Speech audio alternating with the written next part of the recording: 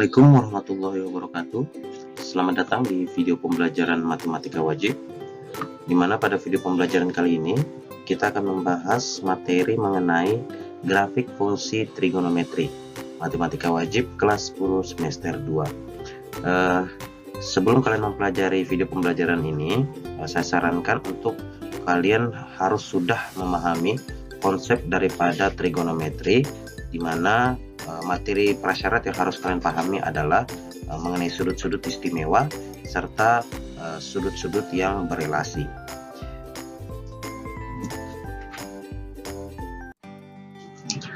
Ya, jadi sebelum kita masuk pada materi inti grafik fungsi trigonometri, terlebih dahulu kita harus mengerti apa itu fungsi trigonometri.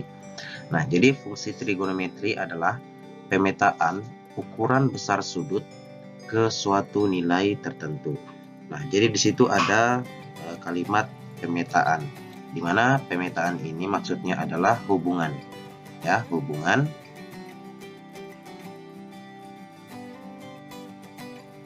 ukuran besar sudut. Nah, kalau pada fungsi itu kan ada yang namanya domain, kodomain, dan range. Nah, besar sudut di sini ini dapat kita katakan sebagai domain pada fungsi trigonometri ke suatu nilai tertentu. Nah, nilai tertentu di sini ini bisa kita sebut sebagai kodomain. Nah, ini bisa kita sebut sebagai kodomainnya atau range. Ya, jadi pada fungsi kan ada yang namanya domain. Jadi setiap anggota atau elemen dari domain memiliki tepat satu pasangan di daerah kodomain. Nah, domainnya di sini itu merupakan besar sudut, sedangkan kodomainnya atau range-nya itu merupakan nilai. Ya, jadi karena di sini domainnya merupakan besar sudut untuk fungsi trigonometri, maka dapat kita nyatakan dalam dua bentuk atau dua satuan. Yang pertama adalah satuan derajat, dan yang kedua adalah satuan radian. Ya, jadi untuk besar sudut atau domainnya ini dinyatakan dalam dua bentuk satuan, yaitu satuan derajat dan satuan radian. Ya, satuan derajat saya kira kalau sudah sering lihat ya, seperti 30 derajat, 45 derajat, 60 derajat, dan seterusnya. Nah, sedangkan kalau satuan radian itu seperti misalnya pi per 3 atau pi per 6, 2 pi per 3, dan seterusnya. Intinya kalau satuan radian itu ada pi-nya, ya. Itu satuan radian. Ya, jadi sumbu x itu bukan lagi merupakan nilai angka dan lain sebagainya. Ya, jadi itu merupakan besar sudut, entah dinyatakan dalam satuan derajat atau satuan radian. Seperti itu ya. Bentuk fungsi trigonometri misalnya fx sama dengan sin 2x tambah 1, jadi ini bentuk fungsi trigonometri.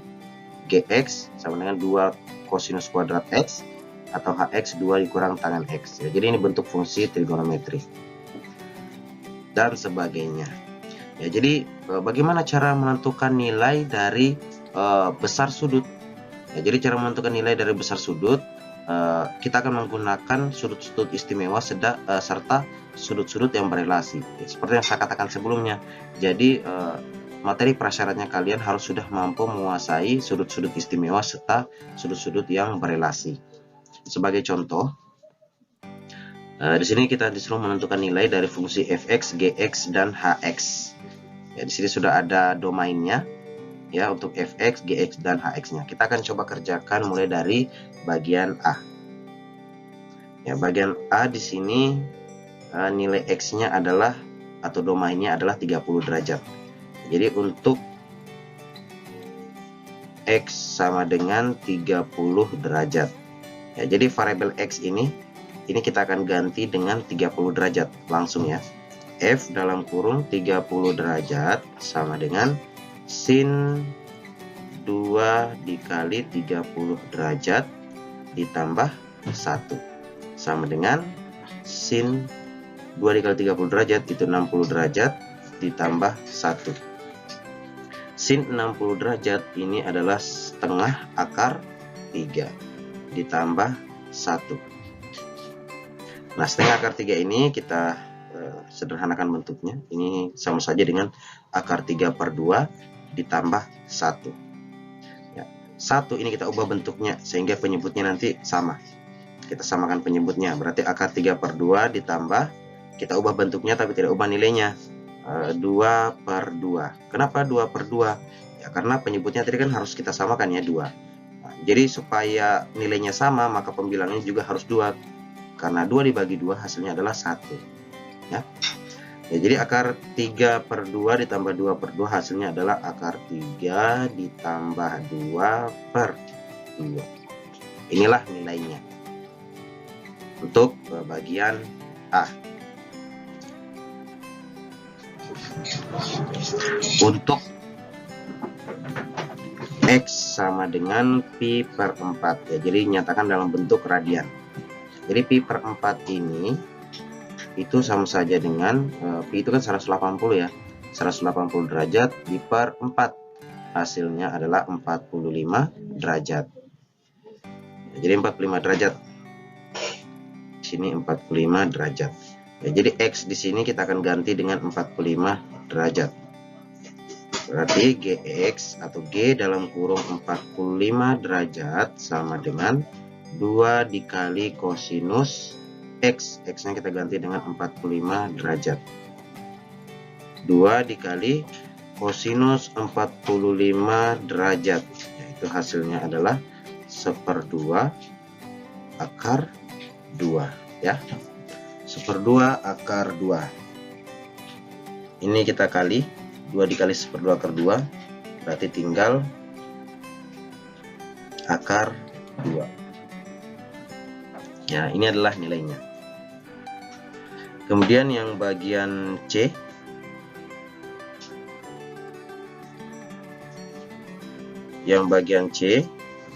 fungsi Hx ya, dimana untuk domain atau X sama dengan 2pi/3.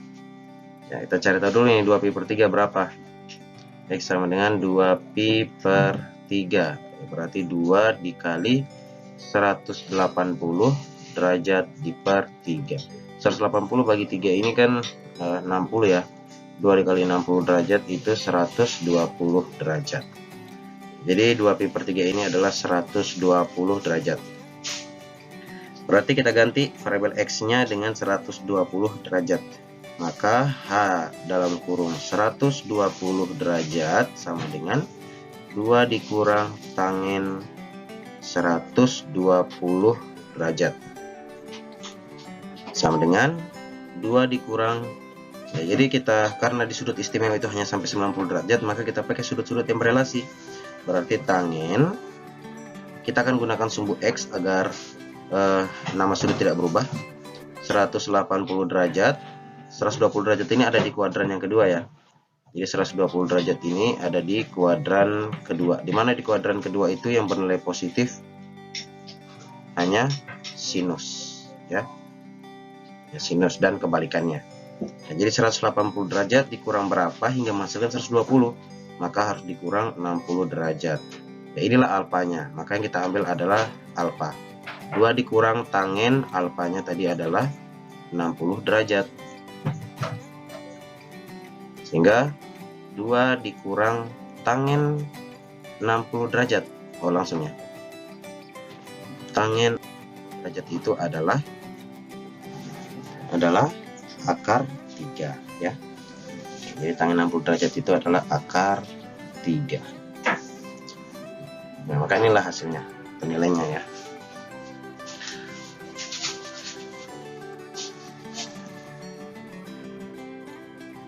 Ya, selanjutnya yang kedua adalah nilai maksimum, nilai minimum, periode, dan amplitudo. Kita akan memahami dulu apa ini maksudnya ini nilai maksimum, nilai minimum, periode, dan amplitudo. Yang pertama adalah nilai maksimum. Nilai maksimum adalah nilai tertinggi suatu grafik pada interval tertentu. Jadi yang perlu kalian ingat bahwa nilai maksimum itu adalah nilai tertinggi. Selanjutnya nilai minimum. Nilai minimum adalah nilai terendah suatu grafik pada interval tertentu. Jadi dengan kata lain dapat kita katakan bahwa nilai minimum itu adalah nilai terendah dari suatu grafik. Kemudian Periode. Periode adalah interval yang ditempuh satu gelombang atau satu putaran.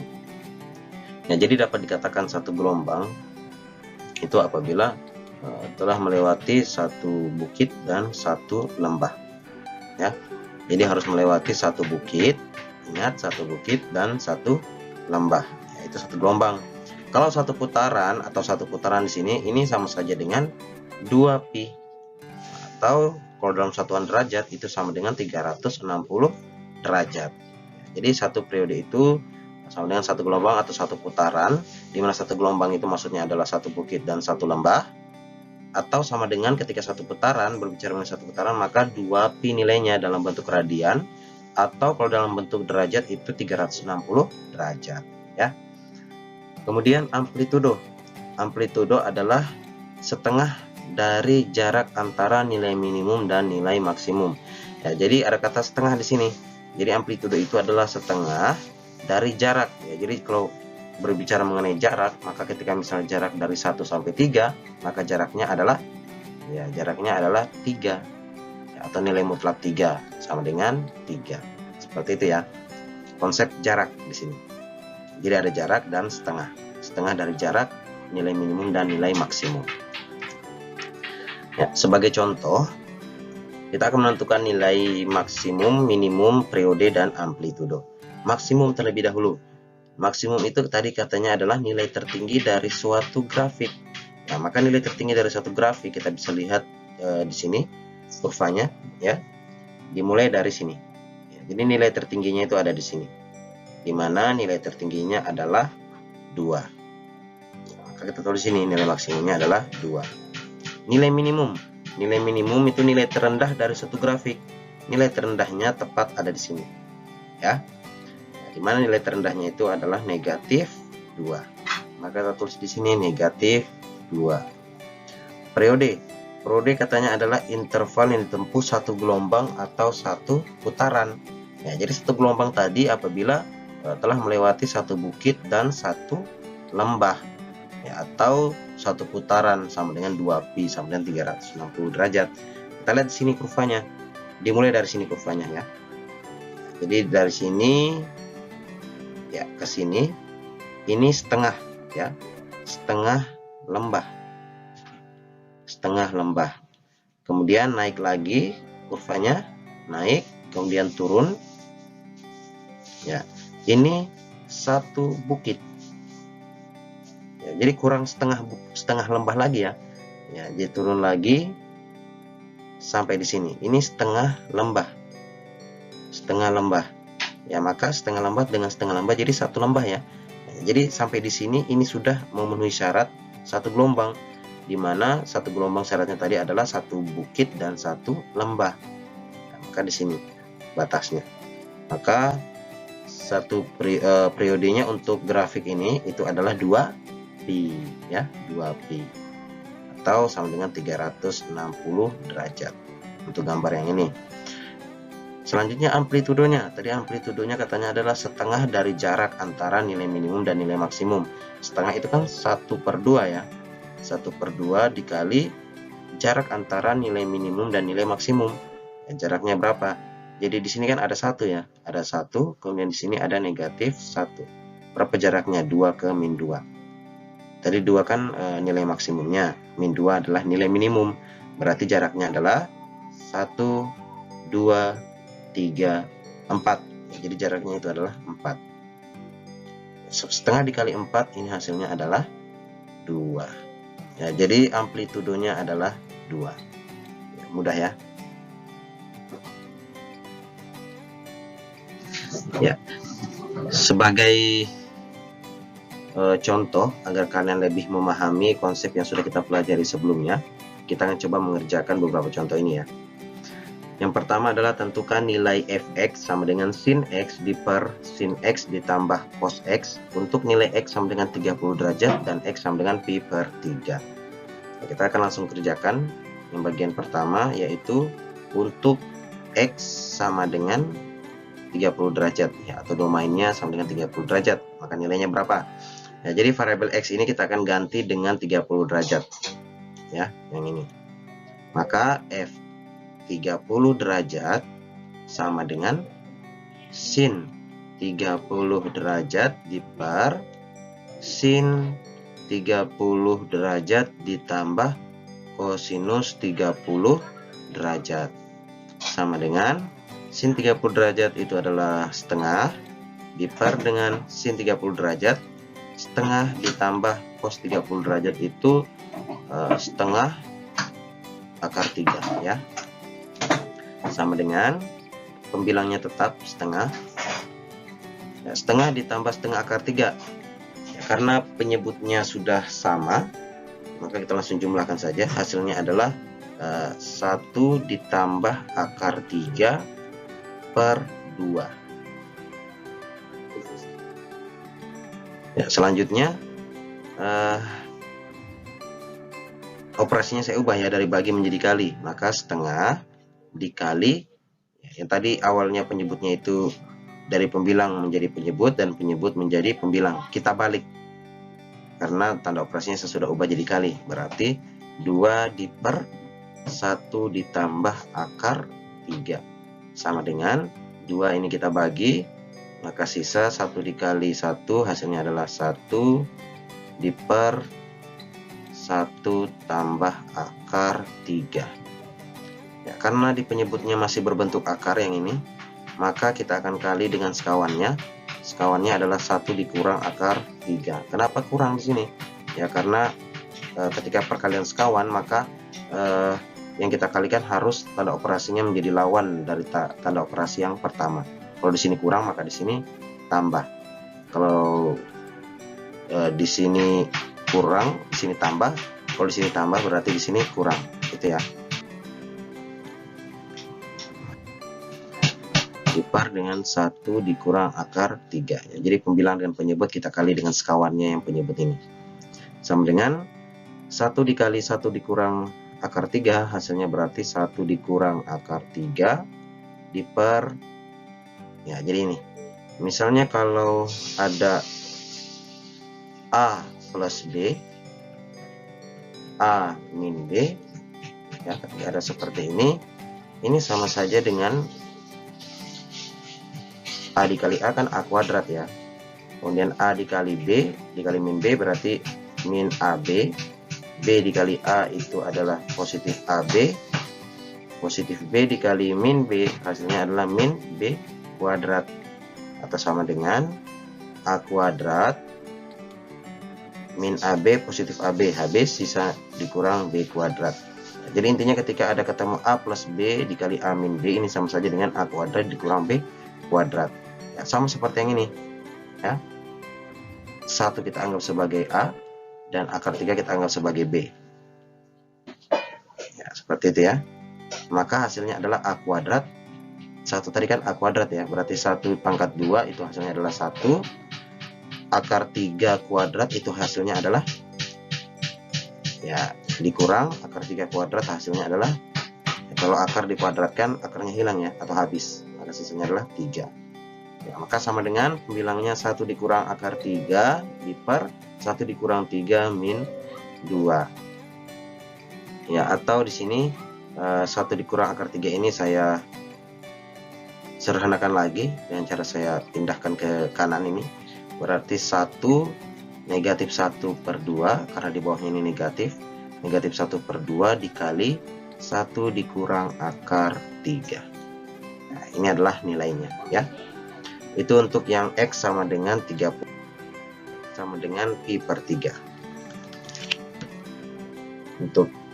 Untuk X sama dengan Pi per 3 ya, Pi per 3 ini sama saja dengan 180 derajat dibagi 3 atau sama dengan 60 derajat ya. Maka langsung kita ganti variabel X nya dengan 60 derajat. Ini sudah saling kari, berarti F dalam kurung 60 derajat sama dengan sin 60 derajat diper sin 60 derajat ditambah kosinus 60 derajat sama dengan sin 60 derajat itu adalah setengah akar 3 diper dengan setengah akar 3 sin 60 derajat ditambah cos 60 derajat. Nah, jadi cos 60 derajat itu adalah setengah. Ya, setengah. Selanjutnya, bilang tetap setengah akar 3 diper dengan ya setengah akar 3 ditambah setengah. Ya, ini sama saja dengan sama seperti yang tadi ya, penyebutnya sudah sama. Nah, penyebutnya sudah sama. Berarti akar 3 ditambah 1 diper 2. Ya, seperti itu, sama seperti tadi, setengah akar 3 tanda operasinya saya ubah jadi kali, berarti dikali dengan ya ini saya putar, yang tadinya pembilang menjadi penyebut dan yang tadinya penyebut menjadi pembilang, berarti 2 diper dengan akar 3 tambah 1. Selanjutnya 2 ini saya bagi habis dengan yang ini ya, tinggal akar 3 ya. Jadi akar 3 diper akar 3 tambah 1 ya, seperti itu ya. Tidak bisa kita bagi akar 3 yang pembilang dengan yang penyebut karena tanda operasinya di sini ada tambah ya, jadi tidak bisa, kecuali tanda operasinya kali ya. Karena ada bentuk akar di bagian penyebut, maka kita kali sekawan, berarti dikali dengan akar 3 dikurang 1 ya, karena di sini tanda operasinya penjumlahan yang ini, tanda operasinya ya, dipar dengan akar 3 kurang 1. Akar 3 dikali akar 3 hasilnya adalah 3. Akar 3 dikali min 1 hasilnya adalah min akar 3 ya. Dipar ya, sama seperti tadi, A kuadrat dikurang B kuadrat. Nah, A nya di sini adalah akar 3 dan B nya adalah 1 ya. A kuadrat berarti akar 3 kuadrat hasilnya adalah 3.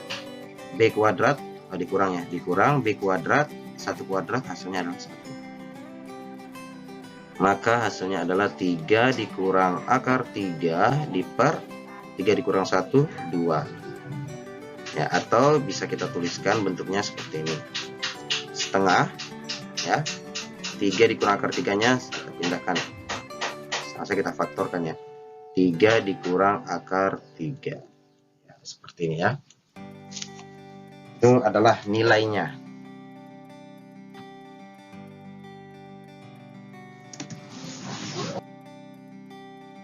Contoh yang kedua, tentukan nilai maksimum, nilai minimum, periode dan amplitudo pada gambar di bawah ini.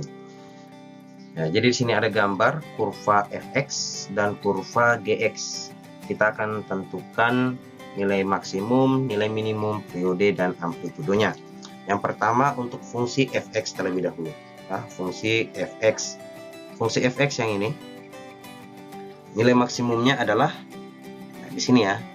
Ini nilai maksimumnya. Nah, itu tepat kena di ya, angka 3. Jadi nilai maksimumnya adalah 3. Nilai minimumnya yang mana? Ini kurvanya. Perhatikan bebek kurvanya yang ini ya. Ini adalah nilai minimum atau nilai terendahnya. Ya, nilai terendahnya adalah negatif 1. Periode. Periode adalah satu bukit dan satu gelombang. Kita lihat, kita ikuti di sini kurvanya.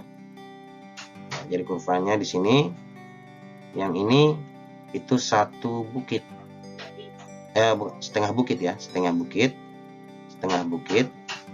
Kemudian turun lagi di bawah yang ini ya, yang ini itu satu lembah ya, satu lembah. Kemudian naik lagi ke atas, ini naik lagi ke atas sampai di sini, ini setengah bukit ya, setengah bukit. Jadi setengah ditambah setengah kan 1 ya, jadinya jadi satu bukit ya. Jadi sampai di sini ini sudah memenuhi syarat satu periode ya, dimana satu bukit dan satu lembah. Maka periodenya adalah 2pi per 3. 2pi per 3. Amplitudo setengah dikali jarak antara nilai minimum dengan nilai maksimum. Setengah. Sekarang kita tentukan jaraknya. Jarak dari 3 ya, dari 3 ke min 1. Berapa kira-kira ya? 1, 2, 3, 4. Jadi 4. Jaraknya itu 4. Maka setengah dikali 4 hasilnya adalah 2. Ya, jadi ini nilai maksimumnya adalah 3, minimumnya adalah min 1, periodenya 2pi/3, amplitudonya adalah 2. Kurva fungsi Gx. Lihat fungsi Gx yang ini. Nilai maksimumnya kita lihat. Jadi di sini titik maksimum, titik balik atau titik belok maksimum untuk kurva Gx. Ya, jadi dia ada di angka 0 ya. Jadi maksimumnya adalah 0 di sini. Minimumnya ada di sini. Ini titik balik minimum. Ya, maka nilai minimumnya adalah negatif 2. Periode. Nah, jadi periodenya 1 bukit 1 lembah. Kita mulai dari sini. Ya, kita mulai naik ke atas sampai di sini. Itu adalah setengah lembah. Ya, setengah lembah. Yang ini. Kemudian turun lagi ke bawah yang ini. Ya, yang ini. Yang di dalam sini, ya ini. Yang di sini itu 1 bukit. Ya. Kemudian dari atas sini ke sini, batasnya di sini. Ya, yang ini itu setengah lembah. Setengah lembah. Ya, dengan kata lain sudah memenuhi syarat 1 bukit dan 1 lembah. Karena setengah lembah ditambah setengah lembah itu 1 lembah, maka batasnya sampai di sini ya. Ya, dimana periodenya itu adalah pi. Sini. Pi ya. Ya, untuk amplitudonya setengah dikali jarak antara nilai maksimum dan nilai minimum dari 0 ke negatif 2. 1, 2. Berarti 2 di sini. Maka 1/2 dikali 2 hasilnya adalah 1. Nah, jadi nilai maksimumnya 0, minimumnya negatif 2, periodenya pi, dan amplitudonya adalah 1. Ya.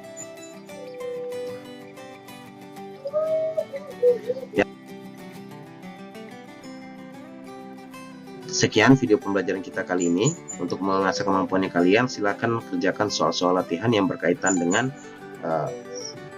grafik fungsi trigonometri yang sudah kita pelajari pada video pembelajaran ini. Demikian, wassalamualaikum warahmatullahi wabarakatuh.